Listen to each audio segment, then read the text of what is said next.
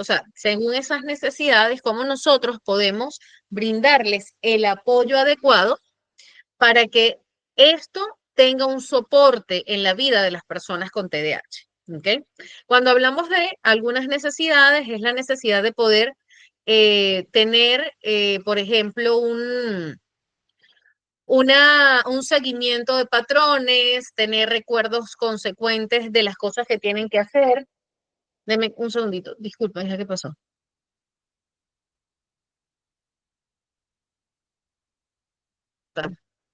Ok, entonces, ¿qué necesita una persona con TDAH? Necesita estructura y necesita rutinas. Rutinas y estructuras que van a ser acompañadas por su entorno familiar, laboral, de estudio, ¿ok?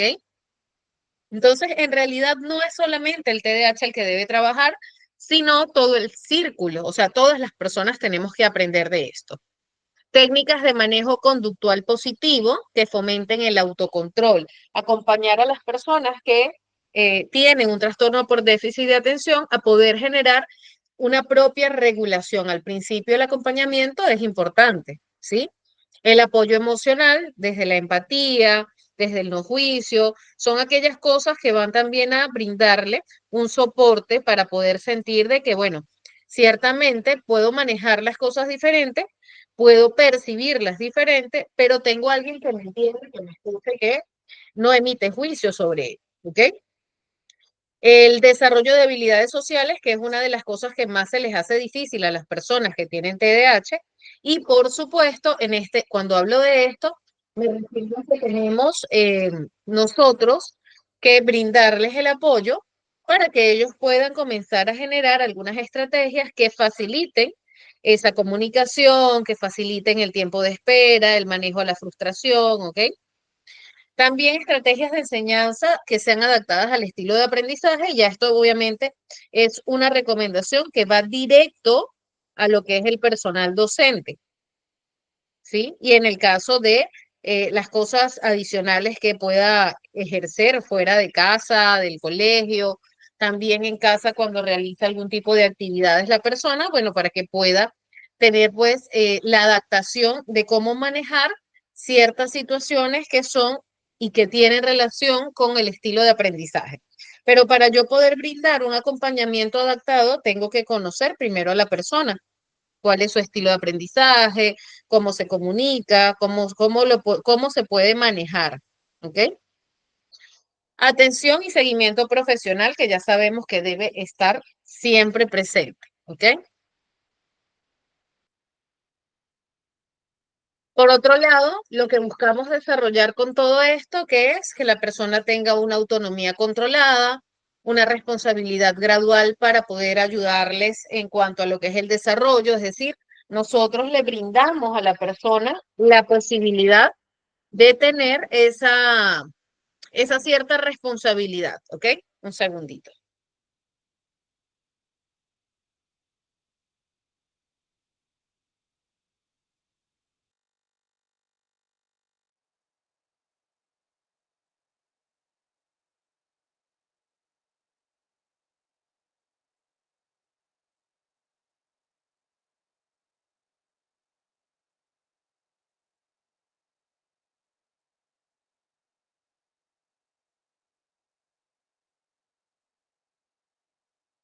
Ya. ¿Cómo está dando una clase hoy? Estamos hablando de TDAH, trastorno de déficit de atención e hiperactividad. Ok, ajá, entonces, bueno, por acá ya estoy en la clase y acá están, para que mis alumnos entiendan, lo que pasa es que estoy recibiendo una llamada importantísima, ¿verdad? Y le estoy anexando para que puedan escuchar también, ¿ok? Entonces, ¿qué hacemos con las personas que tienen un trastorno por déficit de atención e hiperactividad? Les brindamos el acompañamiento para que sean autónomos, ¿verdad? Y la responsabilidad se da de forma gradual, ¿ok? Ayudamos a desarrollar esas habilidades de autocontrol y autogestión. Para eso tienen que ellos aprender a conocerse a sí mismos, ¿ok? De allí, bueno, se desarrolla lo que es la autoconciencia, la autorregulación, el apoyo social y las relaciones interpersonales sí se ven afectadas en las personas con TDAH, pero justamente el apoyo profesional, la atención y el seguimiento profesional es lo que va a ayudar a que haya una mejora para que se dé y demos como esta escalerita el apoyo adecuado a las personas que padecen el mismo. ¿Ok?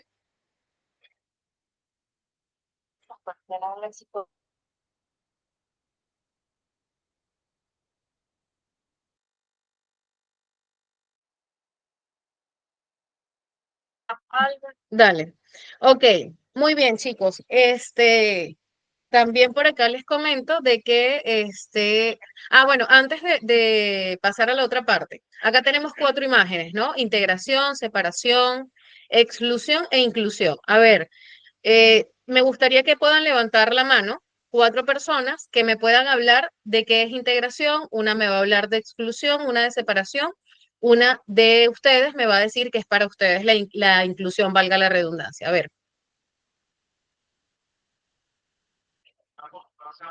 si no, procedo dedocráticamente.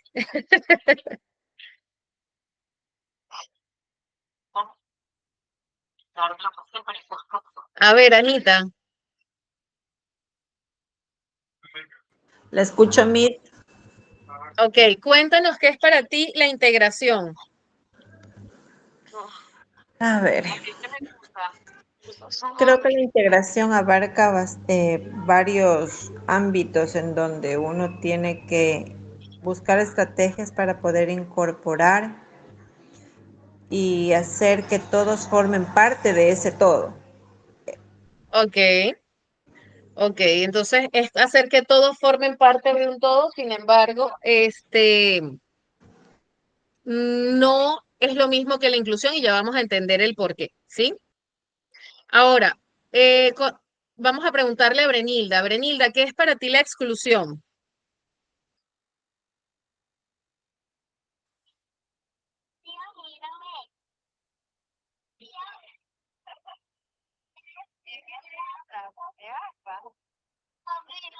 Grace, ¿estás por allí?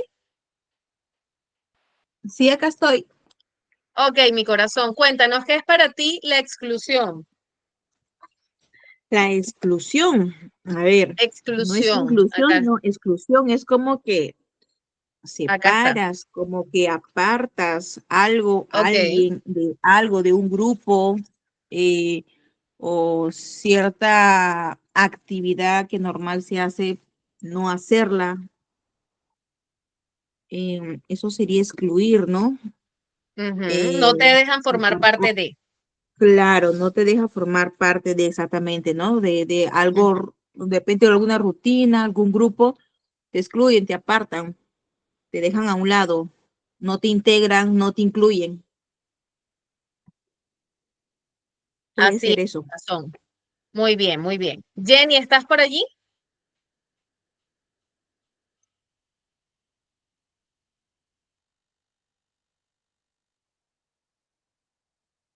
A ver, Katherine, Sí, Miss, dígame. corazón, ¿qué es para ti la inclusión? Es cuando ponemos, ordenamos o ambientamos, por decirlo así, un espacio o un lugar para que esa persona se sienta parte del grupo, haciendo que participe de las mismas actividades, si bien es cierto, no las va a hacer al mismo ritmo tal vez, pero sí sintiéndose parte del grupo. Ok, perfecto. Y la separación, más o menos, es algo relacionado a la exclusión, ¿verdad? Porque sería, vamos a imaginarnos en un aula de clase, ¿ya? Nos imaginamos a un chico con TDAH al cual nosotros queremos trabajar con separación, ¿sí? Entonces un grupo ingresa a esta parte, que es el grupo según el maestro neurotípico, y el grupo neurodivergente ingresa a esta parte. No pueden entrar todos juntos. En la integración, ¿cómo sería? La integración es, todos entramos dentro del mismo círculo, pero a las personas neurodivergentes les doy un material diferente, ¿ok? No les permito acceder a la misma temática que le estoy dando al resto. Pero cuando hablamos de inclusión, es el mismo tema, es la misma enseñanza dosificada de acuerdo a las capacidades de cada persona. En el caso del TDAH, hemos aprendido durante 6 clases, qué es lo primero que necesita una persona con este trastorno para poder llevar a cabo diversos, cuando es un paso muy largo, o sea, cuando tiene una actividad muy larga que dura mucho tiempo. ¿Qué tenemos que hacer?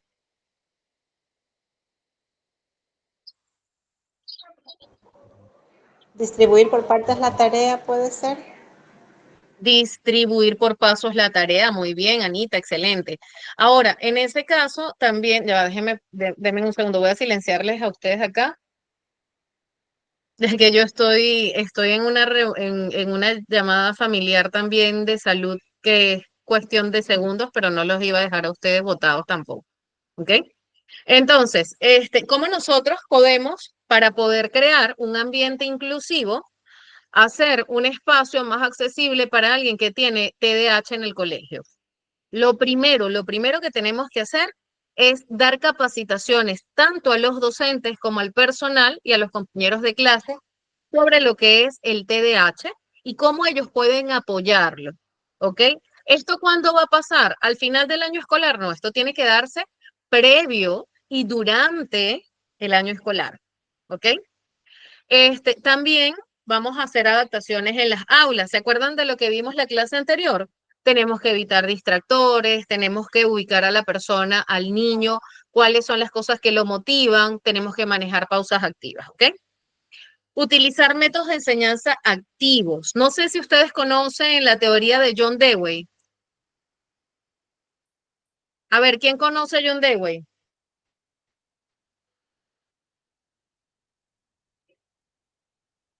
Grace, ¿conoce la teoría de John Dewey? ¿Alguien que sea docente acá ahorita?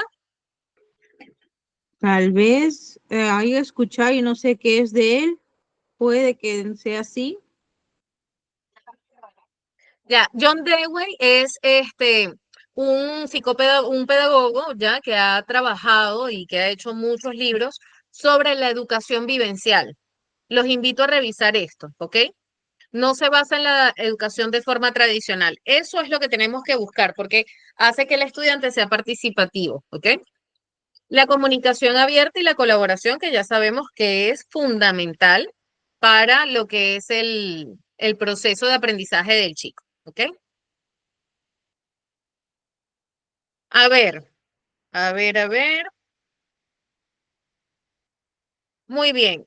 Lo primero que tenemos que considerar es que tenemos que tener un espacio físico organizado. ¿Por qué tenemos que tener un espacio físico organizado, Katherine? Porque si tenemos un espacio donde hay demasiados distractores, el niño lo que va a generar es que se pueda distraer y no va a prestar Ujú. quizás la atención que requiere la actividad y por ende no va a seguir las indicaciones que le podamos dar. Adicionalmente, hay niños que en ocasiones no toleran, por ejemplo, algunas texturas como son la goma, como son la Ujú. pintura. Entonces tenemos que tener bastante cuidado y sobre todo conocer a nuestro alumno.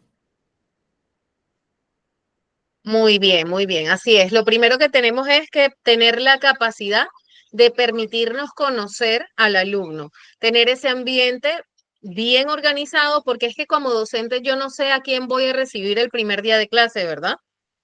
Entonces, también es importante la comunicación con los padres. Después que nosotros conocemos a ese alumno, que nosotros tenemos algo bien estructurado, lo otro que tenemos es que proporcionar un apoyo individualizado de acuerdo a las necesidades de cada estudiante. Tenemos también que proporcionar materiales de estudio organizados, es decir, todo lleva una preparación, así como la del estudiante regular, pero tenemos que dosificarlo en base a las necesidades y capacidades del mismo, en el caso de un trastorno específico. Minimiz- Minimizar las distracciones eliminando el desorden, ¿verdad? Eso ya lo hemos hablado en varias oportunidades. Colocar al estudiante en lugares estratégicos, incluso convertirlos, porque las personas con TDAH tienen una gran capacidad de lo que es ¿cómo se llama? Se me fue la palabra, de crear. Tienen una gran creatividad, ¿ok? Entonces, tenemos que aprovechar esa capacidad que muchos tienen. Ojo, recuerden que no todos son iguales. Grace, adelante. A eso justamente le iba a decir, o sea, no es netamente eliminar todos los distractores, porque como tienen la Ujú. capacidad tienen una imaginación, si no encuentran tampoco nada en un aula, pues su mente va a divagar, Dios santo, en mil y un Ujú. cosas. Así que no es obstáculo si no hay nada de distracción, algo físico, un material concreto, porque su imaginación es bastante suficiente como para que se distraigan. Igual tampoco nos prestarían atención, ¿no? Creo que también dejar algunos Exactamente. materiales esenciales puede también ayudar. Algo esenciales nomás. Así es, así es. Tenemos que utilizar recursos. Ahí tienen lo de los pictogramas, pero tiene que ser todo dosificado, tiene que ser estructurado, todo tiene que ser bien estratégico, ¿ok? Entonces tenemos que utilizar estrategias, alejarlo de los distractores. Eso nuevamente se los menciono por acá porque es importante. Ok, por acá quiero compartirles, denme un segundito, un pequeño video sobre la historia de otro chico que es una historia real. Se llama Mario. Esas no se las he compartido, ¿cierto?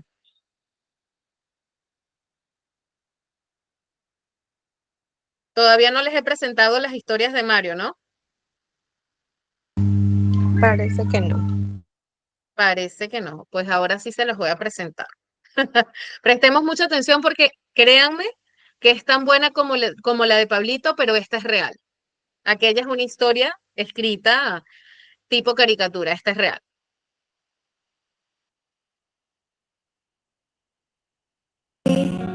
A little bit different from the rest of the world.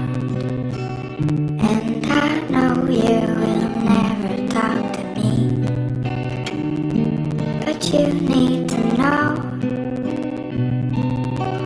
that you'll always have the biggest place in my heart. And when you're young, I know that time is slow, but learn to be patient, because someday this difference will pay, and your time will come.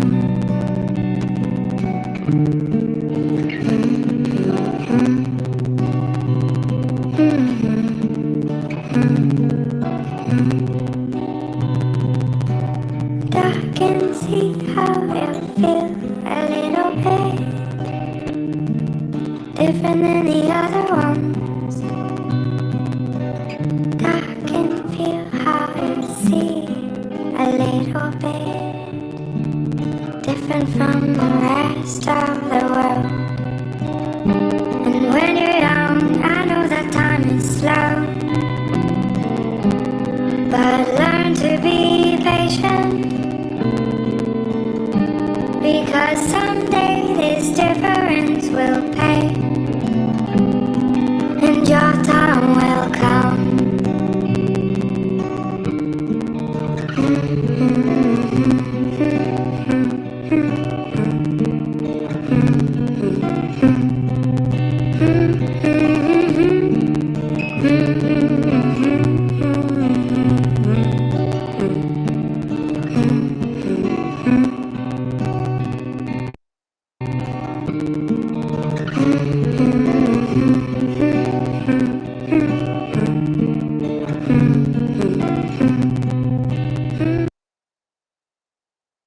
Black Friday llegó a Max con 70% de descuento. Oh, she's perfect.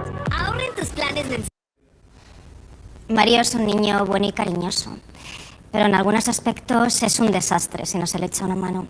Al principio me confundía mucho lo olvidadizo que es y lo que le cuesta concentrarse en una actividad. Recuerdo el día en el que estaba haciendo una ficha y se distrajo. Le llamé la atención y me contestó que es que estaba pensando en las musarañas. Es muy ocurrente, pero lo cierto es que estaba muy preocupada.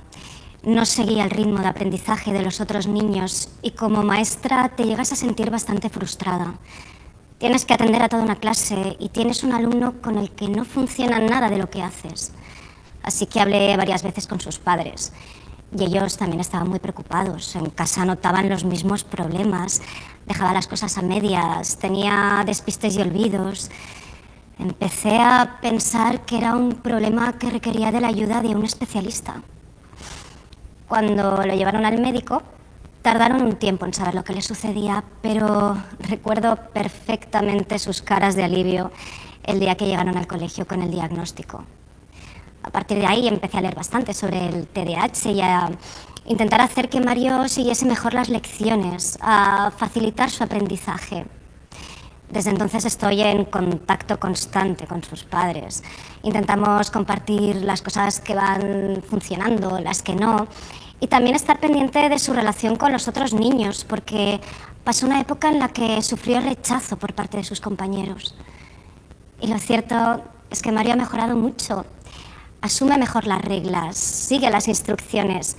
En clase está más cómodo y, sobre todo, está motivado y feliz. Sé que es un trabajo constante entre los padres y el profesor, pero estoy segura de que Mario seguirá mejorando gracias a nuestro apoyo.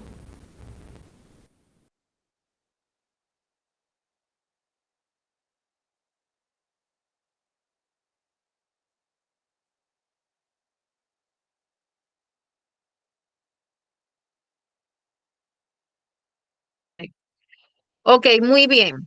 Acabamos de ver la parte, o sea, la perspectiva desde la docente, ¿sí? ¿Alguna pregunta o comentario que tengan ustedes sobre ello?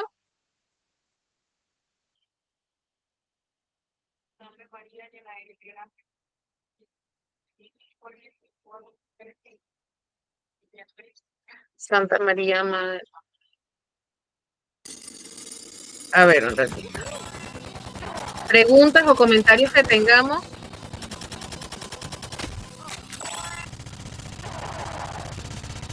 Disculpen, acá está el Muchas YouTube. gracias a todos por venir.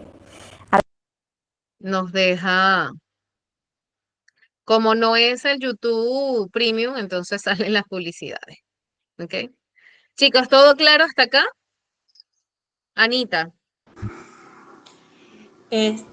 Quiero hablar en este caso como mamá, porque creo que es un tema que muchas personas, inclusive profesionales docentes, no siempre se está actualizado con respecto a estos temas.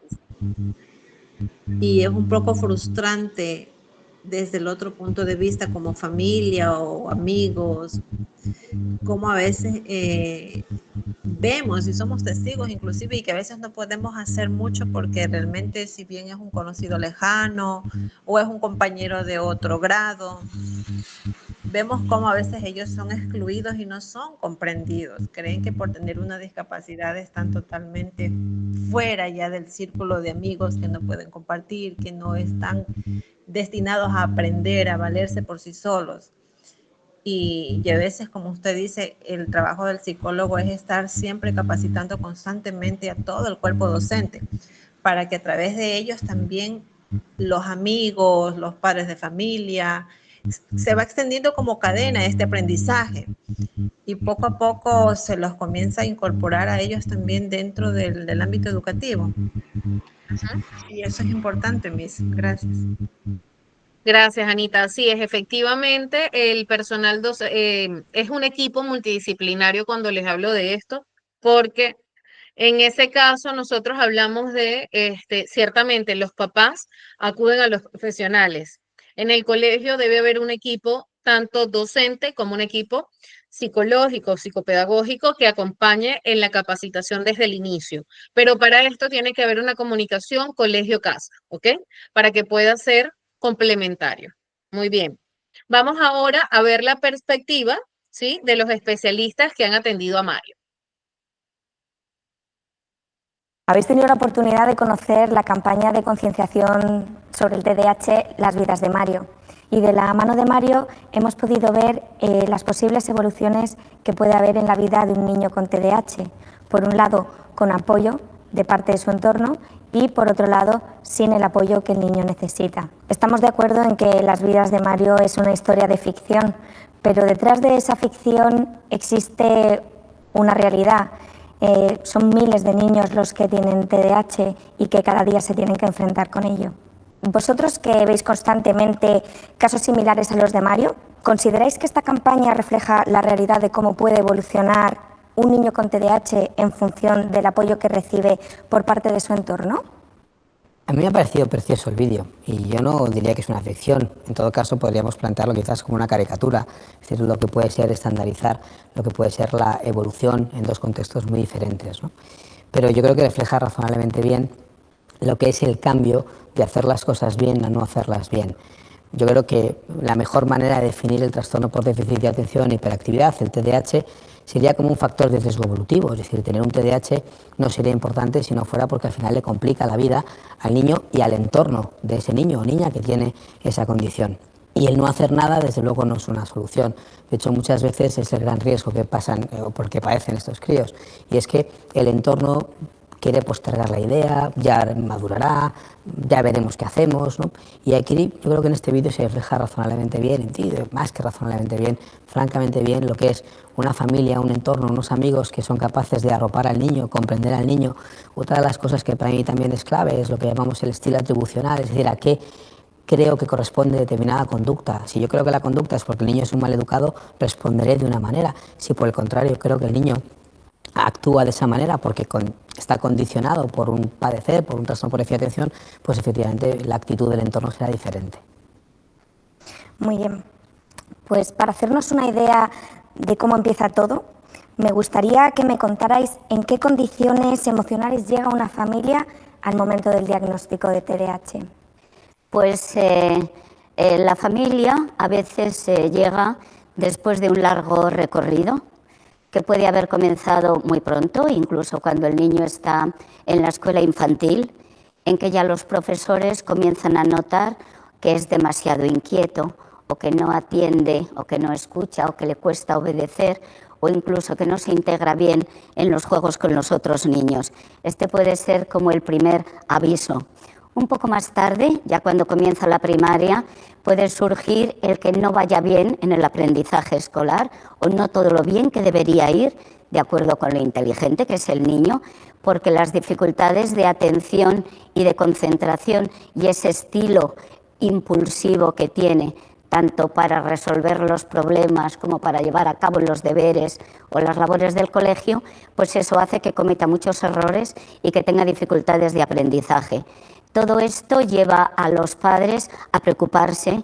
A veces comienzan ya un periplo de consultas en las que no siempre está claro el diagnóstico, hasta que por fin ya, pues efectivamente llegan a la consulta y suelen tener la incertidumbre, a veces también la preocupación enorme, el pensar que su hijo tal vez no es normal o que lo que tiene es un problema psiquiátrico, lo cual produce gran prevención en las familias e incluso en el ámbito social. Entonces los padres llegan con mucha necesidad de apoyo, de ayuda y de que el médico les explique qué es lo que sucede, cómo puede mejorar o incluso remediarse y cuáles son las medidas que se deben tomar. ¿Y consideráis que es recomendable contarle al niño que tiene un trastorno? ¿Y cómo se debería abordar ese tema? La verdad es que es una pregunta muy interesante y que se plantea pocas veces. Yo creo que la clave sería empatizar con el niño, además que con la familia. Él, no tengo ninguna duda de que es consciente de que tiene un problema y el abordaje de una manera natural en el entorno familiar y en el entorno médico puede facilitar mucho el llegar de una situación problemática a llegar a una solución, de una manera natural, como digo.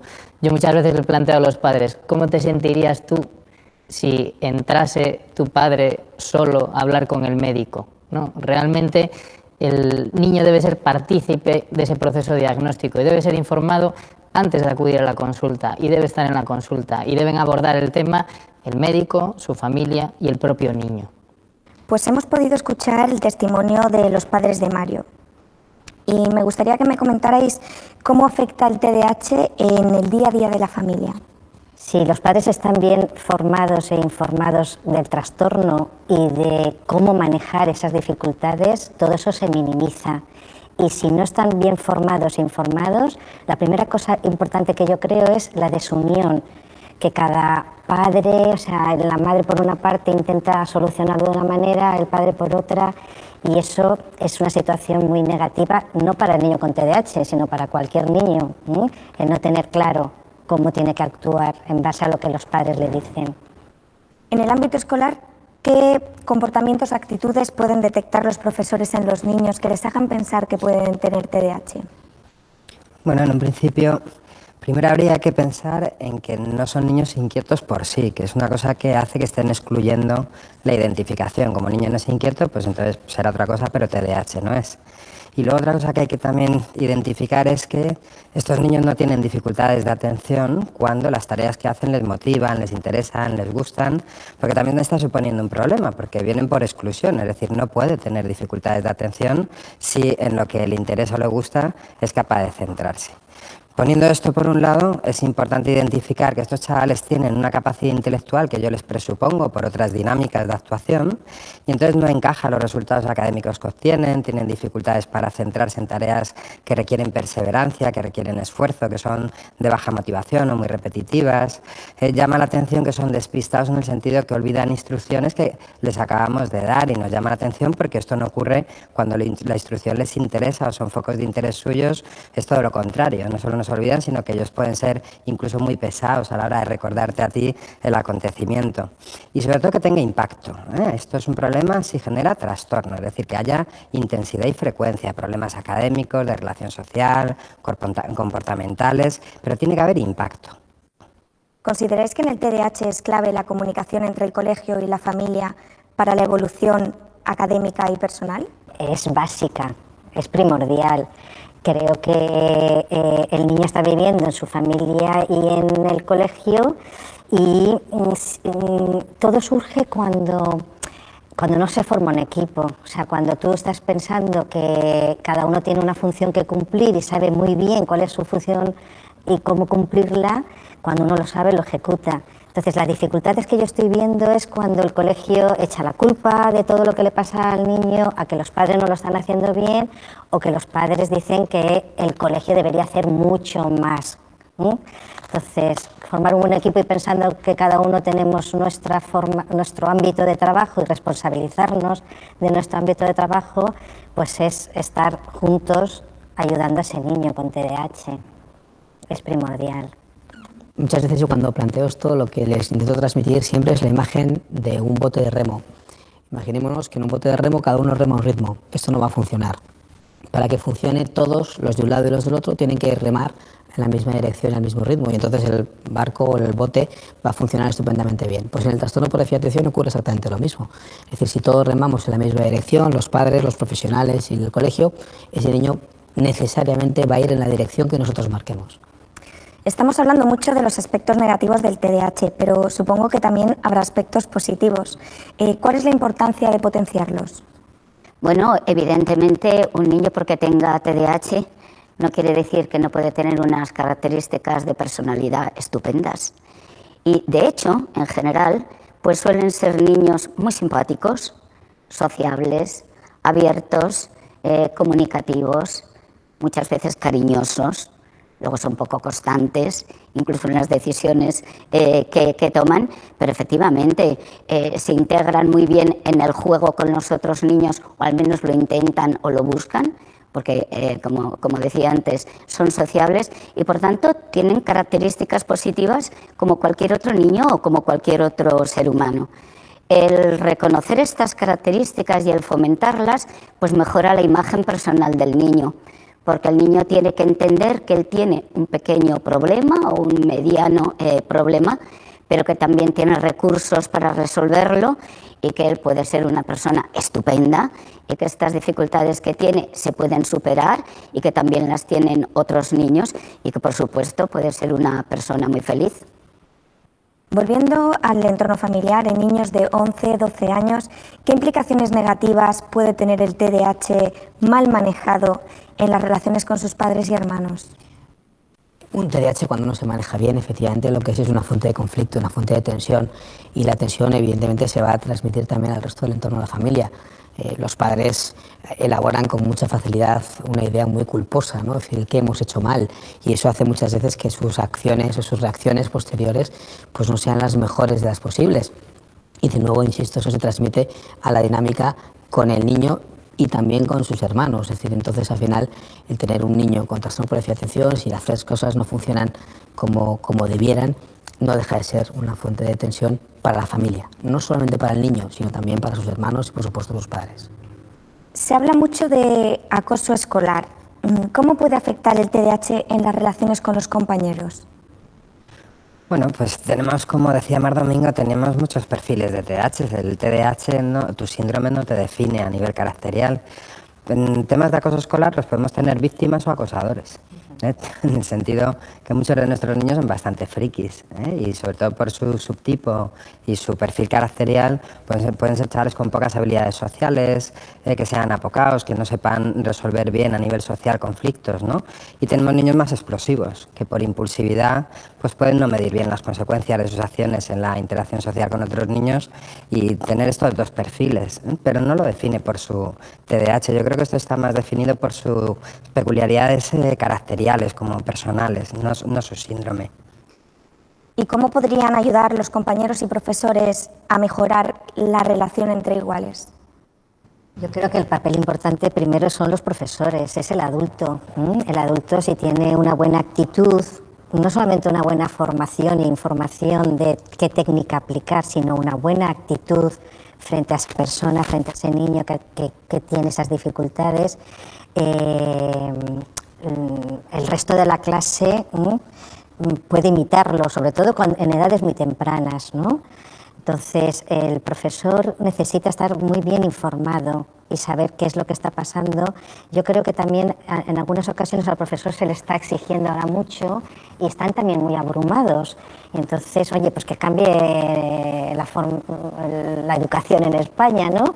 Y la vamos a ajustar al niño con TDAH. Yo creo que no es tanto eso, sino si estamos viviendo en el presente, los profesores tienen que tener, y de hecho existen muchos manuales con muchas técnicas fáciles de implantar en el aula y que va a ayudar a ese niño a fracasar menos, y si fracasa menos, pues los compañeritos lo señalarán menos. Creo que es muy importante el papel del profesor.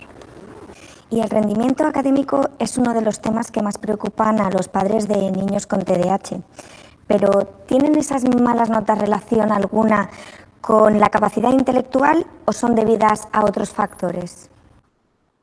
Radicalmente no. Cuando nosotros muchas veces iniciamos la evaluación de un niño con dificultades de aprendizaje, un trastorno del aprendizaje, muchas veces cuando el diagnóstico se empieza a orientar hacia un TDAH y hacemos una valoración neuropsicológica, realmente nos damos cuenta que es un niño con unas buenas capacidades intelectuales. Yo creo que, y lo apuntaban antes, a nivel de detección, esa discrepancia entre tener unas buenas capacidades intelectuales pero tener un muy mal rendimiento académico ya tiene que poner sobre la pista de que puede haber unas dificultades atencionales que pueden desembocar en un trastorno del aprendizaje. O sea que eso podría ser una de las cosas que nos podría orientar de que un niño está teniendo un problema relacionado con el TDAH. Como ya hemos comentado, pues los síntomas principales del TDAH son la hiperactividad, el déficit de atención y la impulsividad, pero sin embargo pueden aparecer dificultades en el desarrollo de las habilidades sociales. ¿Cómo afectan estas dificultades al niño?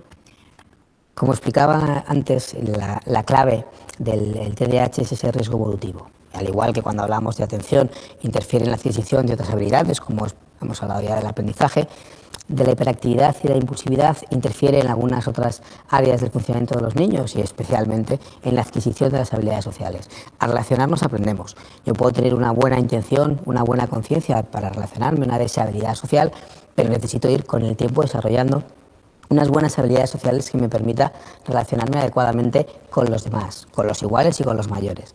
Bueno, si soy muy impulsivo y eso interfiere, por ejemplo, en los juegos de normas, y yo soy incapaz de esperar mi turno, soy incapaz de respetar unas normas, eso acaba mermando mi capacidad de jugar en ese momento, pero sobre todo de ir adquiriendo habilidades sociales, que van a ser necesarias durante la infancia, pero imprescindibles en la adolescencia. ¿Qué podemos hacer entonces para mejorar esas habilidades sociales? Pues la verdad es que ese es un aspecto fundamental de la vida, no solamente en los niños que tienen TDAH, sino para cualquier niño y para cualquier adulto, ¿no? Pero especialmente estamos hablando ahora de los niños que tienen esta dificultad añadida. Está claro que las emociones se educan, el comportamiento se educa y la capacidad para adaptarse a las relaciones con los demás también se educa. Los padres tienen ahí un gran papel desde que el niño es pequeñito, y luego, por supuesto, el colegio y luego la propia sociedad pues también contribuye o no contribuye, o fomenta determinado tipo de valores o no los fomenta. Las buenas relaciones sociales y el que el niño sea capaz de establecerlas y de tener amigos, no de chiquitín, pero luego también en la adolescencia, es fundamental para la imagen que tiene de sí mismo, porque los demás son un espejo también de nosotros mismos. Entonces, ese es un proceso de aprendizaje que no debe de ser motivo de angustia, pero sí de saber que hay que educarlo, que hay que ayudarles y que además, al ver que obtienen esos buenos resultados y que su relación con los otros niños, con los profesores, etcétera, va mejorando, eso también fomenta esa seguridad personal, la autoestima, y les anima mucho a seguir en ese camino.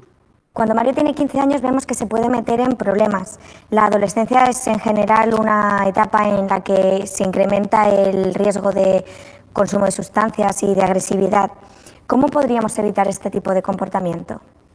La adolescencia para los niños con TDAH y para los demás es una etapa complicada, es una etapa de transición y es una etapa de mayor vulnerabilidad. Y si a eso le añadimos efectivamente tener un trastorno por déficit de atención, aumentamos el riesgo de cosas complejas, como puede ser efectivamente el consumo de sustancias.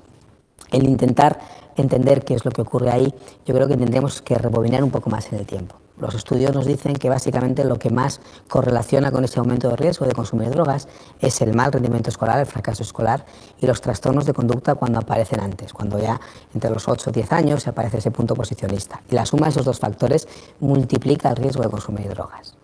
Y en una etapa que conlleva un incremento de los problemas entre padres e hijos, ¿qué recursos se pueden poner en marcha para mejorar esta relación? A veces hay que buscar asesores. Llega un momento de enroque, la situación de las relaciones de los padres con los chavales, que es muy difícil que desde la propia unidad familiar se deshaga la pareja, ¿no? Y buscar asesoría profesional en este punto yo creo que es fundamental. Yo tengo un eslogan que les digo a los padres siempre, que lo importante es que quieran tomar la paella con vosotros los domingos cuando sean mayores. Hay que partir del perdón porque hay mucho listado detrás cuando se llega a esa etapa, y entonces hay que partir del perdón, del punto cero, y a partir de ahí empezar a reanudar una forma nueva de conocernos, de comunicarnos y de respetarnos los unos a los otros, y sobre todo, bajo mi punto de vista, hay que poner en un segundo plano el fracaso escolar, que está siendo el detonante de los malos rollos y de las conductas deterioradas en la convivencia de pareja. Y esto sería un poco la clave, ¿no? Ayuda profesional, pongamos lo académico en un segundo plano, puesto que lo importante es el desarrollo de la persona y la convivencia con ellos, y dejarnos que nos guíen en esa reconstrucción de nuestra relación con los chavales. En la campaña, cuando Mario es adulto, tiene dos vidas muy distintas en cuanto a las relaciones personales, en el trabajo y las condiciones de vida. ¿Creéis que esto refleja la realidad? Me refiero a que el apoyo del entorno condiciona tanto la evolución a lo largo de la vida. Yo no tengo ninguna duda. Viendo el vídeo de las vidas de Mario, yo antes pensaba que probablemente ese vídeo sea más útil para hacerles entender a unos padres lo que es el TDAH, que 30 minutos que les pueda explicar yo en la consulta. Con lo cual yo creo que va a ser algo muy útil, porque realmente se ve hacia dónde puede ir Mario si se toma una decisión o si se toma otra, ¿no? Y al hilo de lo que comentábamos antes de buscar ayuda pronto si se detecta un problema. Y sabiendo que tenemos un periodo ventana, siempre en lo que llamamos trastornos del neurodesarrollo tenemos un periodo ventana sobre el que actuar, y si actuamos de una manera intensiva y precoz y bien orientada, podemos modificar el curso de los acontecimientos. Y sabiendo que lo que hagamos con Mario en ese momento va a tener su eco en el futuro.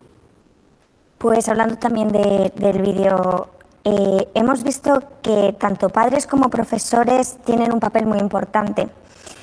Pero, ¿qué otras personas del entorno de un niño con TDAH tienen un papel relevante? Pues bueno, indudablemente los padres y los profesores, probablemente los que más, ¿no? Pero luego también yo creo que el resto de la familia, los abuelos, los tíos, los primos y por supuesto los amigos.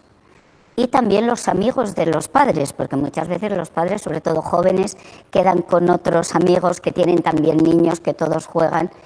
Y yo creo que lo que es muy importante es que la sociedad en general pues entienda que los niños sufren problemas psiquiátricos, que eso no es algo exclusivo de los adultos, que uno de esos problemas psiquiátricos es el TDAH, que eso no significa ni tiene por qué significar una discriminación para el niño, ni tiene por qué convertirlo en nadie raro o extraño o cuyo problema se debe a una deficiencia personal, a una debilidad de personalidad. Y yo creo que ese ambiente social que va captando cada vez con más naturalidad y con más carácter científico, por tanto, el que los niños pueden sufrir estos problemas, pues es un ambiente que favorece mucho y el niño sabe que tiene una dificultad, pero que es un niño, por lo demás, completamente normal y que puede tener, por tanto, pues esa vida también normal. Bueno, y ya para terminar, del mensaje "todos somos parte del TDAH", ¿cuáles son las principales barreras sociales a día de hoy para que los niños con TDAH reciban el apoyo que necesitan? Yo creo que campañas como estas son lo que se sitúa en la brecha, en la línea de cambiar el paradigma de las dificultades relacionadas con la salud mental. Es decir, yo creo que estamos ante una situación donde hacer las cosas bien implica un cambio de vida muy importante. Y hacer las cosas bien implica que la gente sea consciente de que hay que pedir ayuda, a veces muy al principio del desarrollo de los niños. Y que hacer las cosas bien implica a veces no tener ese estigma de ir al psiquiatra o de ir al psicólogo, ¿no? Que a veces es una de las, yo creo que las principales dificultades para muchos padres y para muchas madres, que en un momento determinado perciben que en el niño hay cosas que no funcionan, pero bueno, no voy a consultar porque ¿qué van a decir, ¿no? Yo creo que situaciones de estas, campañas de estas, yo creo que lo que van a ayudar es que la gente entienda de una manera mucho más clara, mucho más sencilla y mucho más proactiva a la hora de poder buscar ayuda. Yo pondría aceptación. O sea, creo que todavía, a fecha de hoy, hay en la sociedad una negación del trastorno que no existe, por una parte, y luego también creo que los profesionales de la salud tenemos que mandar información clara a la población, porque si entre nosotros a veces explicamos el trastorno con diferentes causas y diferentes tratamientos, pues la sociedad lo primero que dice es: oye, vosotros sois los especialistas. Entonces sí que creo que es muy importante que lo que está avalado científicamente y lo que se sabe que funciona y que hay una investigación, pues que se divulgue. Y creo que campañas como estas y muchas más, formación a los psicólogos, formación a los profesores, porque entonces tendría mucho más clara la sociedad qué es y qué hay que hacer. Yo creo que una de las claves es eso, filtrar la información, ¿no? En el mundo en el que vivimos, tú recibes información de muchos frentes y realmente a veces las familias nos damos cuenta de que no filtran esa información de una manera adecuada, ¿no? Y sí que creo que nuestra labor como profesionales de la salud es filtrar esa información y ayudarles a que entiendan el trastorno de una manera integral, que lo entiendan ellos, que lo entiendan los profesores, que lo entiendan los amigos de los padres que van con los niños también, pues como comentábamos antes, a tomar la paella los domingos, que lo entiendan todos en conjunto. Y sobre todo yo creo que la clave es eso, filtrar toda esa cantidad de información que les llega. Y en España hay un problema en la cultura del asociacionismo, y es que parece que vamos a buscar ayuda en asociación para resolver mi problema inmediato y una vez que yo ya estoy situado desaparezco. Y esto es un problema importante porque al final, cuando vamos a la administración pública a defender los derechos de estos chavales e implementar desde los recursos públicos cuáles son las herramientas de atención a estas familias y a estos chavales, Pues una pregunta clave es cuál es el grupo de damnificados, es decir, cuántos son. Entonces, si las personas se agregan a una asociación y se desapuntan, pues nunca terminamos de tener grandes representaciones sociales de gente que está representando a estos damnificados, que son las familias y a los propios chavales. Yo aquí lanzaría un mensaje de cuando nos asociamos no es para solucionar el problema a nuestros hijos, es para que nuestros nietos no vuelvan a tener el mismo escenario. Que efectivamente las familias y los propios pacientes tienen que superar muchísimas barreras.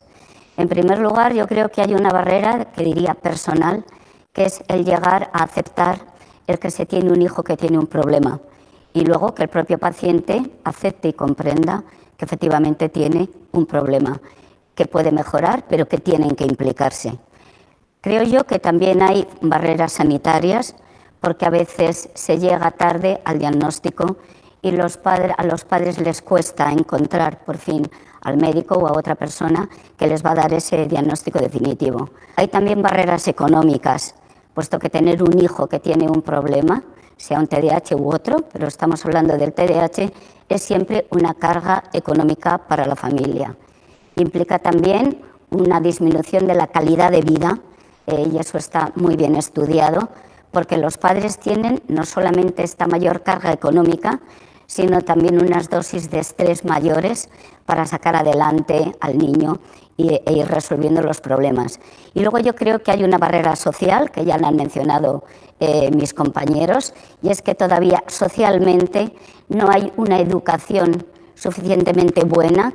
La educación sanitaria de la población yo creo que todavía es muy deficiente y entonces no se reconoce como tal los problemas médicos que pueden tener los pacientes, mucho más si son problemas psiquiátricos, a los que siempre hay una actitud de prevención, se sigue pensando en la locura, como en los tiempos pasados.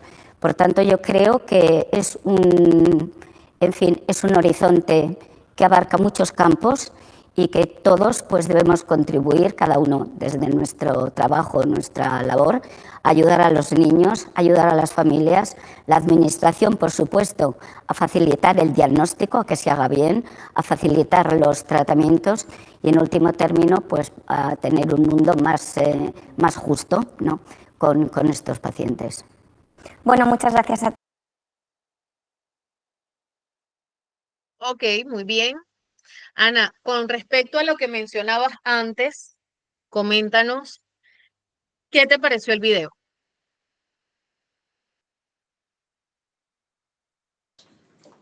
Súper importante y creo que todo profesional no está de más, sería, reproducir este tipo de información. Así es. Porque a veces con una mera explicación como que no llegamos tan claro con el mensaje, pero si a los estudiantes en una hora que ellos tengan destinadas para el psicólogo, para el profesional que está encargada de algún acompañamiento integral, no sé cómo se distribuyen las materias en diferentes ciudades, pero abordar estas áreas y que solo vean con el video, creo que se deja totalmente entendido el tema y que se pongan en los zapatos de la persona o del familiar que está en esa situación. Claro, tú has estado con nosotros desde la primera clase, ¿cierto? Sí, he estado observando. Ok.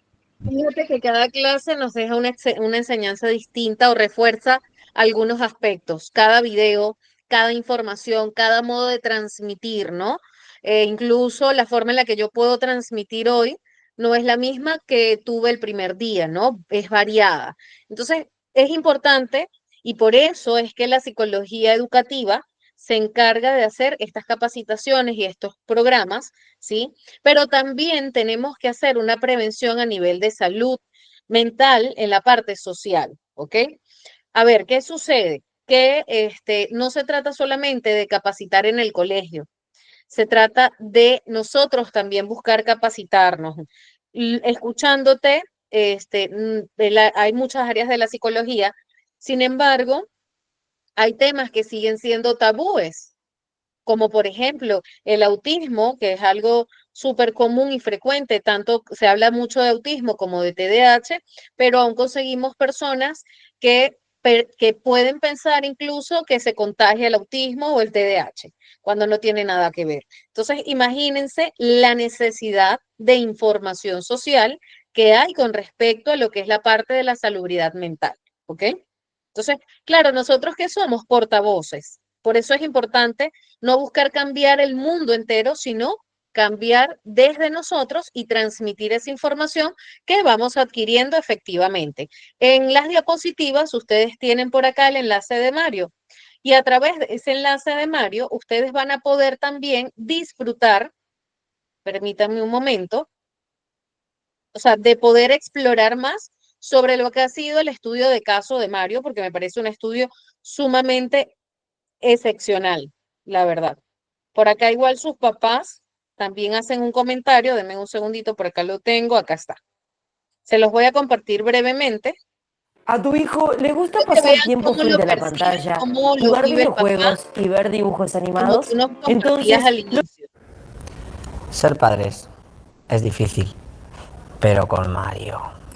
Desde el principio vimos que era un niño diferente. Pensábamos que era algo de la edad, pero entró en el colegio y no hacía más que llamarnos con malas noticias. Bueno, lo del colegio es verdad, aquello fue un desastre. Es que Mario no atendía. Las notas así, claro, eran un desastre y llegaron las broncas, las peleas. Todo el día en casa discutiendo quién de los dos tenía la culpa. Bueno, discutiendo y gritándonos. Y gritarnos no era lo peor era no comprenderlo.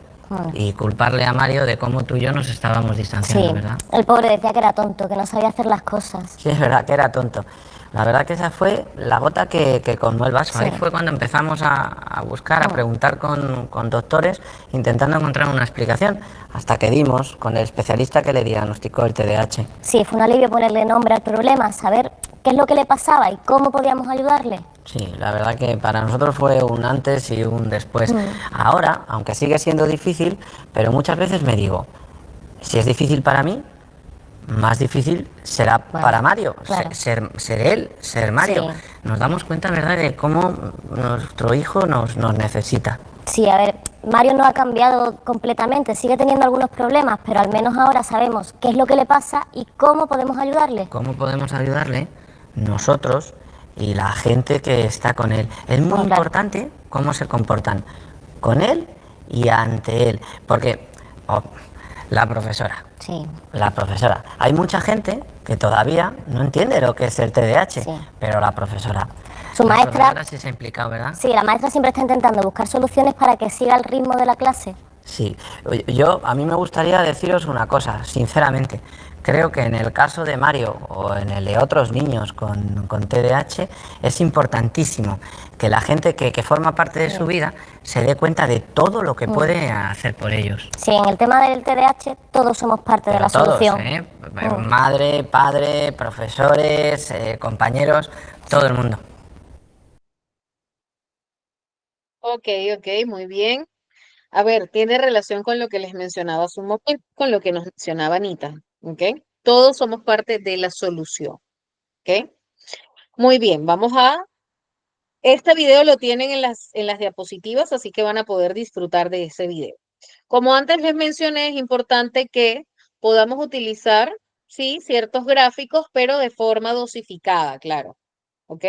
Tenemos que apoyarnos de lo que son las pausas activas, ¿sí? Incorporar esas pausas regulares en las actividades de los chicos, de repente pedirles colorear, caminar, saltar, hacer un juego, buscar distintas estrategias para que sea variado y no sea tan repetitivo porque llegan a sentirse un poco abrumados o aburridos y eso hace también de que aumente el nivel de hiperactividad.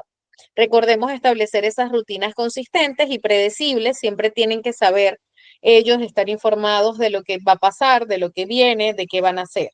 Las instrucciones tienen que ser pasos simples y concisos, ¿ok?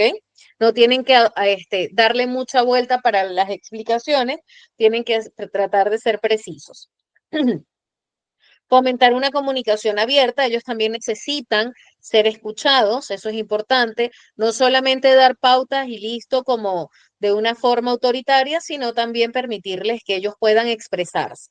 Sobre todo las personas con TDAH tienen una gran necesidad de expresión, ¿ok?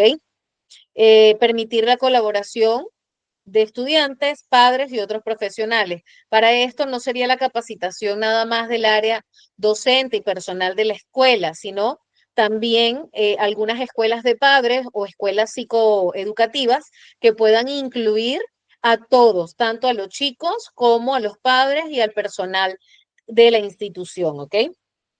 Utilizar refuerzos positivos como elogios, recompensas que puedan hacer sentir motivado al alumno, ¿ok? Esto es un poco más de lo que ya hemos conversado. Igual se los dejo por allí para que lo puedan tener también. Y en el caso del adulto, importante, ¿cómo hago un espacio más accesible para un adulto en el ambiente laboral? Bueno, tú eres el adulto, tú te tienes que adaptar y listo. Bueno, eso va a depender de la empresa también. ¿Qué tanta salubridad mental quiere tener la empresa? ¿Qué tanto la empresa se compromete con sus colaboradores y tiene un feedback y un dar y recibir donde respeta lo que tiene como fortalezas y déficit la otra persona? Porque todos los seres humanos, con trastornos o sin trastornos, tenemos fortalezas y déficits. A veces las empresas no se permiten conocer a sus colaboradores. En el caso de un trabajo que sea aburrido, ¿qué genera en el colaborador? La procrastinación constante y la falta de motivación, ¿ok? E incluso esto puede llegar a traer consecuencias de comorbilidad con ansiedad, depresión y muchas otras cosas más, ¿ok? En el caso de un trabajo que sí genera una estimulación, es decir, un trabajo que motiva a las personas que tienen TDAH, comienza a generar ideas porque se siente validado, porque siente la libertad de hacerlo. Puede el TDAH, la persona con TDAH, aprender rápido, incluso de distintas cosas, puede ser incluso innovador. Mientras menos interesante a la persona con TDAH le resulta un trabajo, más difícil se le va a hacer. Es por eso que hay personas que no pueden hacer cosas sencillas porque les parece aburrido. No es porque no tengan la capacidad, ¿ok? ¿Alguna pregunta, comentario hasta ahora?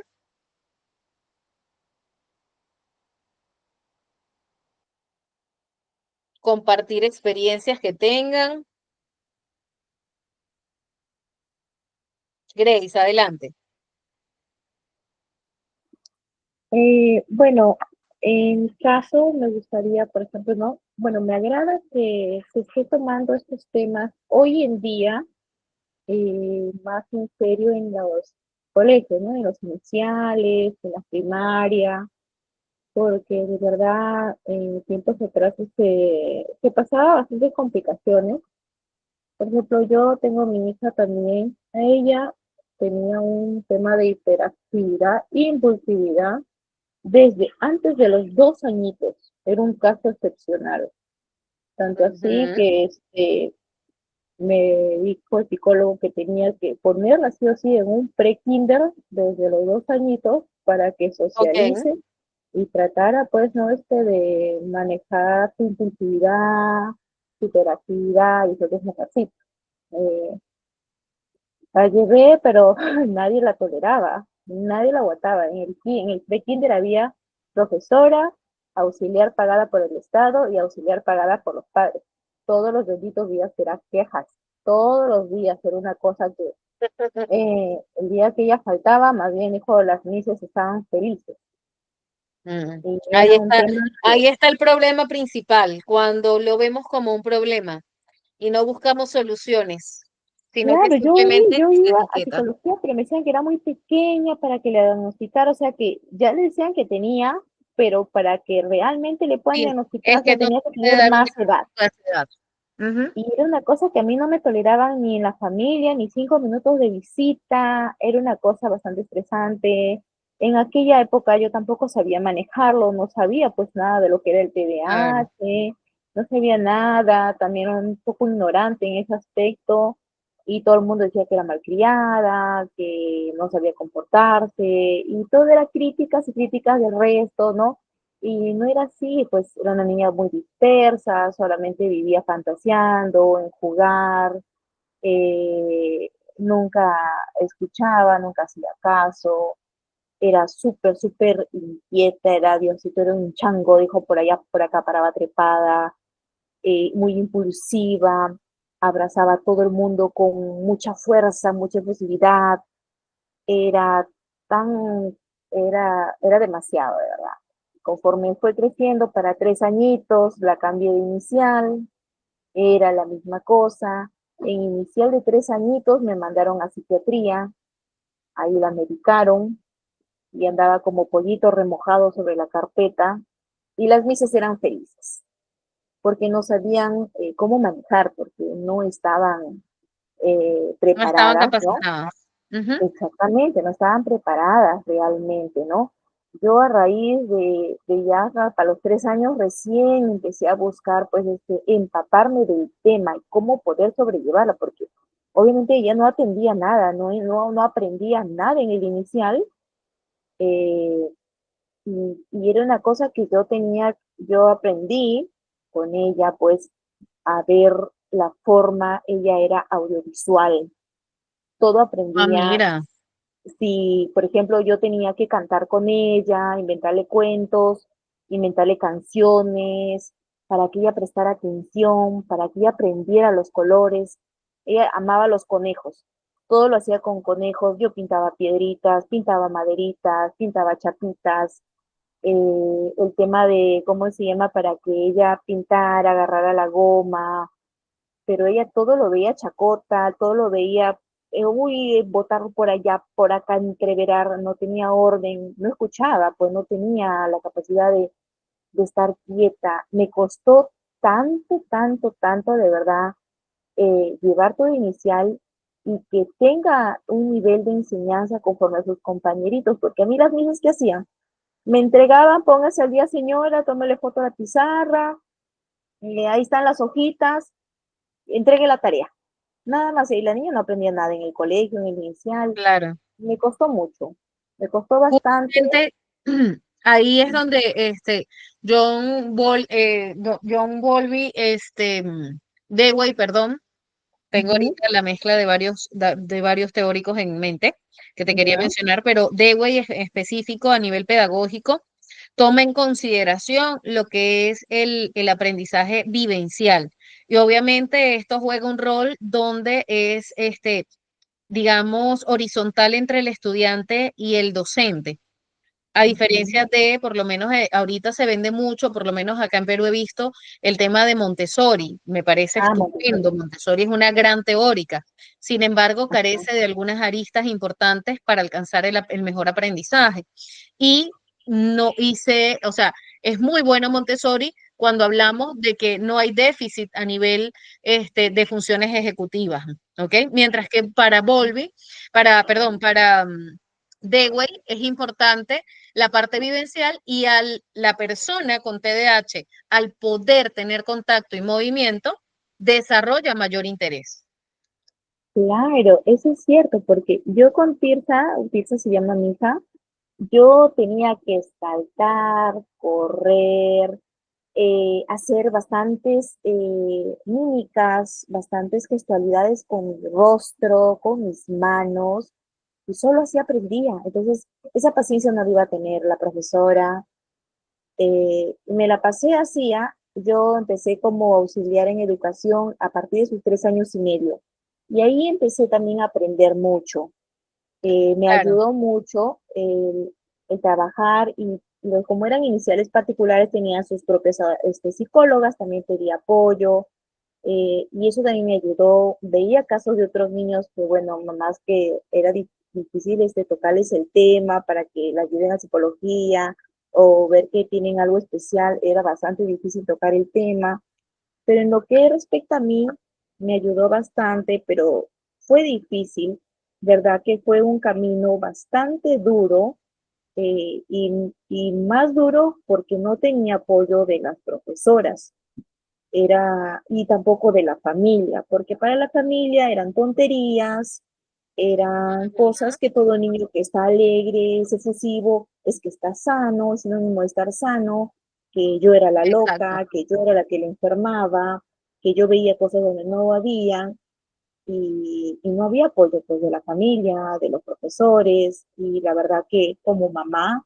me frustraba, me sentía bastante agobiada, ella tenía crisis, no soportaba ruidos, no soportaba ciertas luces, se mordía, se frustraba, gritaba, era una cosa que yo vivía, dijo, al borde de la locura, Me junto con imagino, ella. pobre. Pero no por la Y niña. Digo pobre, pero no por la niña, porque no sabías manejar esa situación. Una vez sí, aprendes a porque manejar la situación, tu yo, vida cambia yo llevé a totalmente y la ella de la a niña. psicología, terapia, hasta el día de hoy. Mi hija tiene 16 años y ella sigue yendo a terapia. Yo he llevado con ella Claro, todo inicial, todo primaria y sigo llevando con ella secundaria. Pero gracias a Dios y con muchas estrategias, con muchas terapias de tantos años, tantas cosas, pues ella dijo, ha mejorado, un montón. Lo que sí, entre los 9 y 10 años, la hiperactividad y la impulsividad, ella dio un cambio de 360 grados. Más bien se volvió súper introvertida, ya estaba más quieta. Es más, hasta yo me asusté porque dije, ¿a qué? Porque ella pasó por mucho bullying en el colegio y yo la tenía que cambiar, bastante bullying por profesoras. Entonces, yo pasé bastantes cosas muy feas, ¿no? En el crecimiento de mi hija y en el colegio. Y decía, no, ahora que lo han hecho, ¿por qué mi hija cambió? Oh, yo estaba muy asustada, ujú. ¿no? ¿Qué le ha pasado a mi hija? ¿Por qué cambió? De pronto se volvió callada, no te contaba nada, no te decía nada, pero su ansiedad, su pierna nerviosa, sus tic de sus manitos, eso persistía, su frustración, eso persistía, y su ansiedad se volcó al dibujo. Ella, su obsesión es dibujar, dibuja, dibuja, dibuja, dibuja, dibuja, hasta el día de hoy, en todo momento. Y si no tiene un tiempo de dibujo, tiene un lapso donde solamente puede dejar de dibujar y ahí tiene que, sí o sí, en cualquier cosa tiene que dibujar, si no, usted se llena de...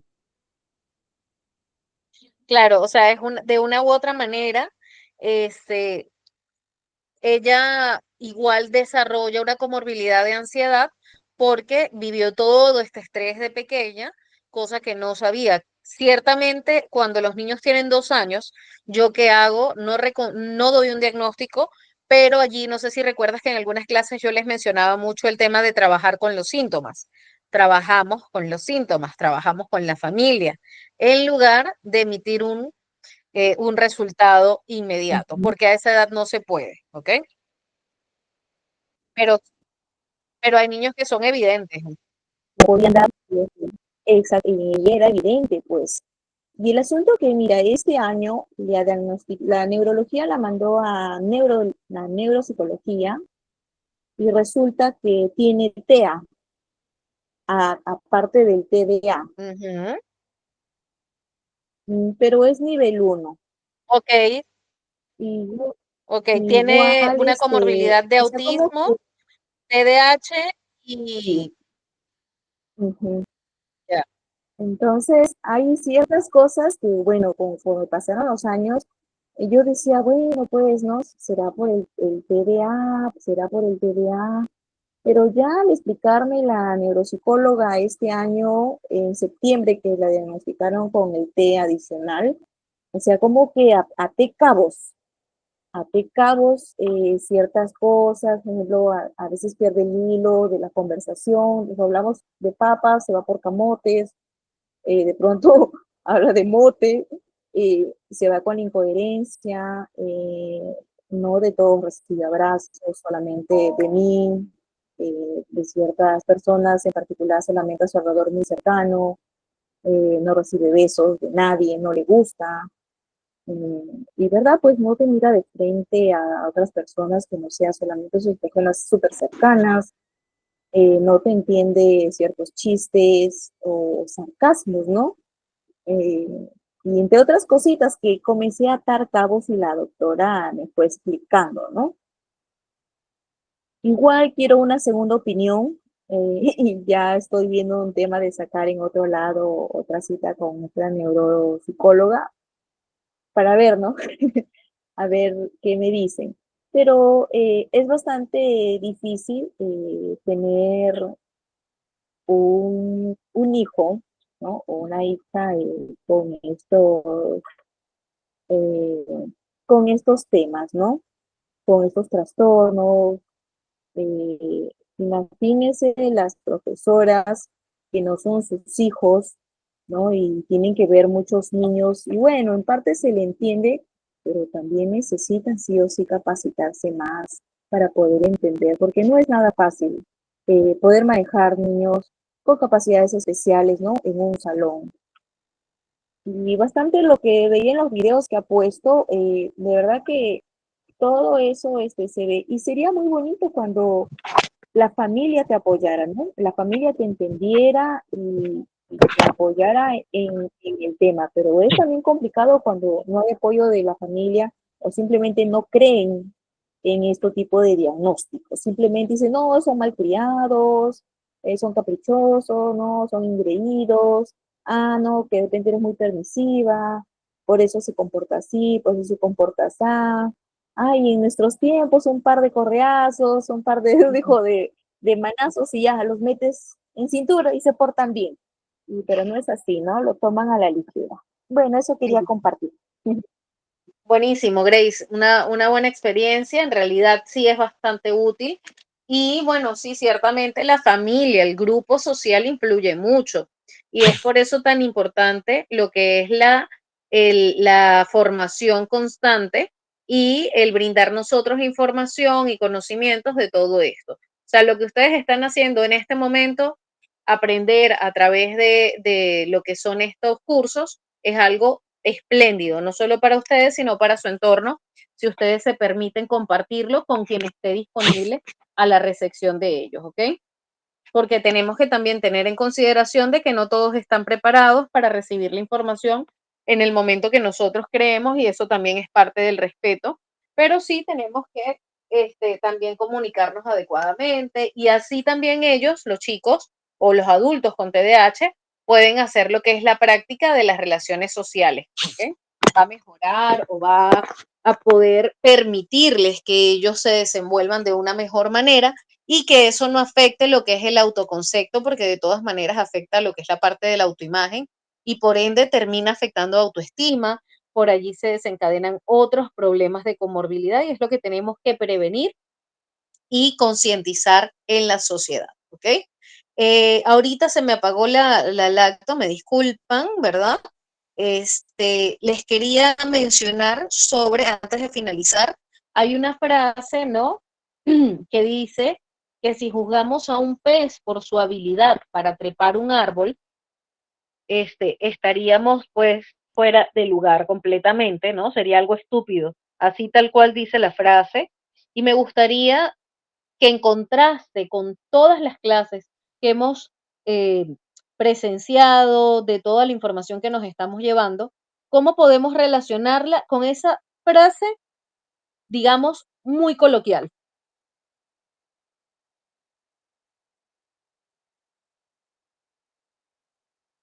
¿Puedes A ver, repetir la Anita, frase, por favor? si juzgamos a un pez por su habilidad por escalar árboles, sería algo estúpido.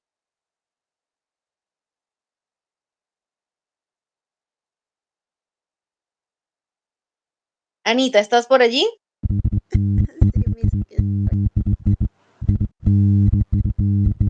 Escucha bajito.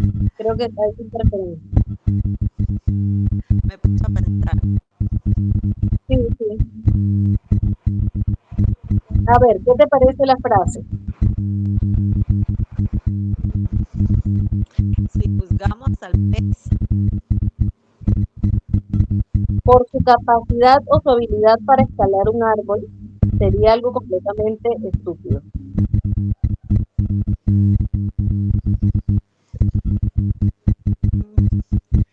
¿será que tiene relación con el mismo hecho que dice, o la frase que no debemos juzgar al libro por su portada? ¿O estoy equivocada?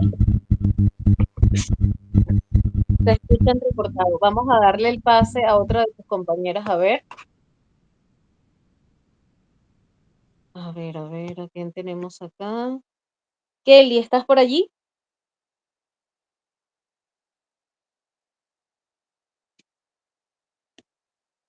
¿Puedes abrir tu micro? Buenas noches, Miss. ¿Me logra escuchar? Sí, perfecto. Buenas noches. Referente a la frase, que no deberíamos juzgar porque cada persona tiene habilidades diferentes, ¿no? Ujú. Perfecto. Con respecto a las 6 clases, Kelly, ¿qué te llevas y cómo lo relacionas con la clase?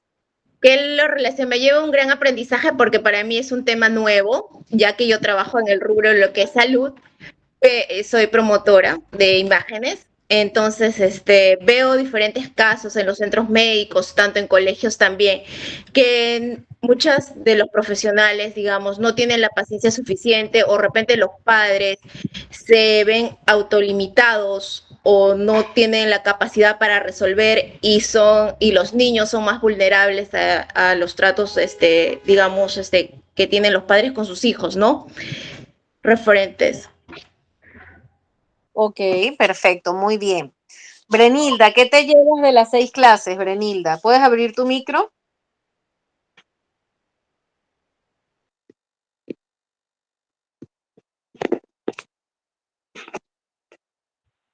¿Aló, sí me escucha? Fuerte y claro, Brenilda, te ¿Aló? escuchamos. Te escuchamos bien. No puedo. ¿Aló? ¿Me escucha? ¿Aló? ¿Sí, me escuchas? Bueno, creo que no nos... ¿Aló? Tranquila, no te preocupes, Brenilda. A ver, ¿Aló? vamos. Jenny, ¿puedes abrir tu micrófono? ¿Aló? ¿Ahora sí me escucha? Sí, te escuchamos desde el principio. ¿Tú nos escuchas? No, ahora sí recién. Ya, corazón, perfecto. Cuéntanos, te escuchamos. ¿Qué es lo que te llevas tú de estas 6 clases y cómo lo relacionas con la frase que hemos mencionado, que sé que es un poco fuerte, pero a veces es necesario? Sí, para mí muy bien esto, lo que es esto, cómo aprender a manejar esto, ayudar a los niños con TDAH, ya que yo trabajo con niños menores de 3 años y como también mi familia, mis hijos, ¿no? Cómo es el estar preparados, seamos padres o seamos algún profesional que trabajamos en alguna entidad para poder ayudarlos, ya que ellos necesitan mucho nuestro apoyo. Yo tengo un caso muy, podría decir, casi latente el año pasado con mi hija, pero no se trataba de TDAH, solo del comportamiento, pero es importante estar informados y nosotros somos los responsables para poder ayudar y guiar a esas personas, o si es nuestra familia, mucho mejor. Entonces esto a mí me ha despertado me ha dado un conocimiento como una luz de que cómo puedo guiar y ayudar, apoyar a los demás, ya que ellos los necesitan y nos necesitan a cada uno de nosotros.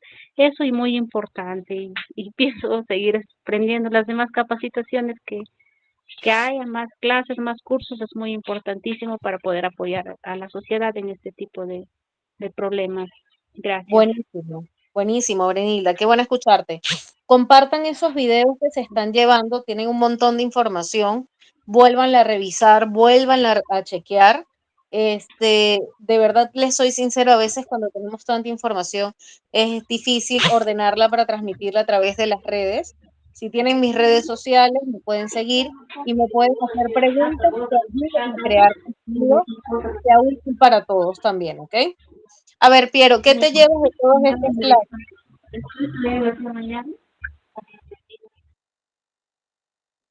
Hola, buenas noches. ¿Se escucha bien? Sí, perfecto, ¿Sí? ¿Se escucha? Ya, genial. perfecto, fuerte y claro. ¿Qué me llevo de las clases? Eh, bueno, refrescar los protocolos de atención, también actualizar un poquito los casos, la multimedia y, bueno, lo que a mí más me agrada de los grupos siempre es la sinergia que se genera, ¿no? Tanto docentes como alumnos o colegas, siempre es bueno y rescatable el hecho de cómo se portan en general, ¿no? También da una cierta tranquilidad saber que en este rubro o este trabajo, pues, siempre nos enfocamos en el bienestar del paciente, que a veces, cuesta, ¿no? Con el pasar del tiempo. Pero Así es, eso, me llevo una grata experiencia, una actualización, un buen grupo, una buena energía. Eso. así es, buenísimo, perfecto. Conocimientos no te llevaste. Es una broma, es una O broma. sea, conocimiento como que No, sí, sí, sí, pero te digo, casos, eso es lo que siempre me interesa a mí revisar porque nunca está de más, ¿no?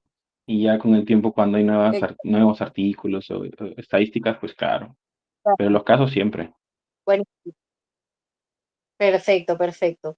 Bueno, chicos, les dejo con el área de coordinación. Espero que haya sido grato para ustedes cada una de las clases. Pueden igual seguir investigando, seguir informándose y, por supuesto, vivir compartiendo esas experiencias y aprendizajes que van adquiriendo para, pues, creemos un mejor mundo no solo para nosotros, sino para todas las personas con los distintos déficits y bondades que nos brinda nuestro cerebro y nuestro cuerpo y nuestra vida, ¿ok? Que tengan un bonito fin de semana. Espero verlos pronto en algún